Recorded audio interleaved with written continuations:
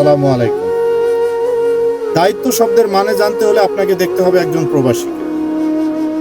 যেই ছেলে মায়ের হাতের রান্না ছাড়া খাবারই খেত না, সেই ছেলে আজকে প্রবাসে এসে 40-50 ডিগ্রি গরমের মধ্যে কাজ করে, তারপর বাসায় এসে নিজের রান্না নিজে করে খায়। এর চেয়ে বড় দায়িত্ব আর কি হতে পারে? যেই ছেলে একটু রোদে গেলে মাথা নষ্ট হয়ে যেত, গরম সহ্য করতে পারতো না, সেই ছেলে আজকে মরুর দেশে এসে 40-45 ডিগ্রির রোদের তাপ সহ্য করে। এর চেয়ে বড় দায়িত্ব আর কি হতে পারে?